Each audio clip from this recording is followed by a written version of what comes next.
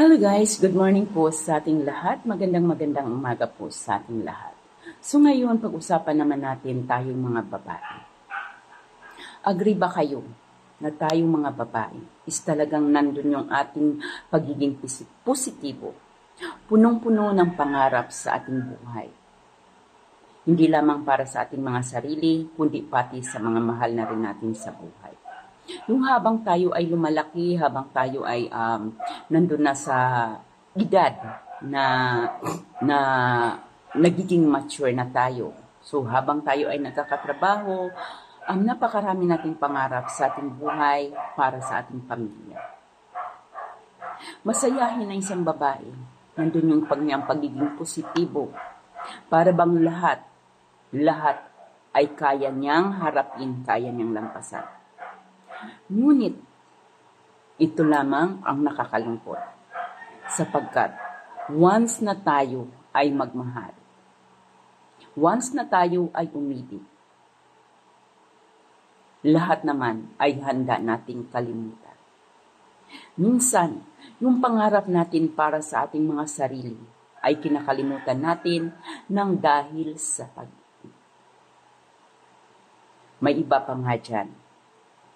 Minsan, nang dahil sa pag-ibig, ay humahantong sila na tinatapos nila ang sarili nilang buhay nang dahil sa pag-ibig. Ito yung masakit na katotohanan pagdating sa isang babae kapag tayo ay umibig. Punong-puno tayo ng pangarap sa buhay. Napakarami nating gustong marating, napakarami nating gustong maibigay sa ating pamilya. Ngunit, once na dumating tayo sa pag-ibig, once na umibig tayo, at tayo ay labis na nasaktan sa taong ating minahal, ito naman yung ating kahinaan. Okay lang magmahal, masarap magmahal, napakasarap magmahal. Ngunit dapat maglagay tayo ng hangganan.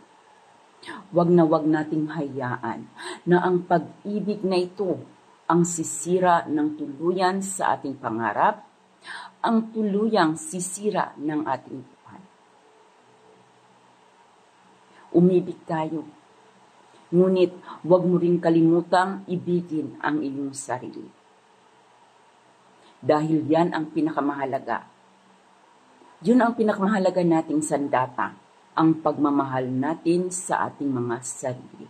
Dahil kahit sino man ay hindi yan kayang kuhanin sa'yo kapag ikaw ay may pagmamahal sa sarili mo. Mabigo ka man ng paulit-ulit, nandun yung pagmamahal sa sarili mo. Kaya talagang magsusumikap ka ulit upang makamit mo ang pangarap mo. Handa kang tumayo, handa kang lumaban, anumang kabiguan ang iyong daranasin. So magmahal ka, ngunit mahalin mo rin ang iyong sarili. Huwag mong hayaan na tuluyan kang hahatakin sa paglubog, hahatakin sa pagkawasak ng dahil sa pag-ibig. Magmahal ka, pero huwag mong kalimutan na mahalin mo rin ang iyong sarili.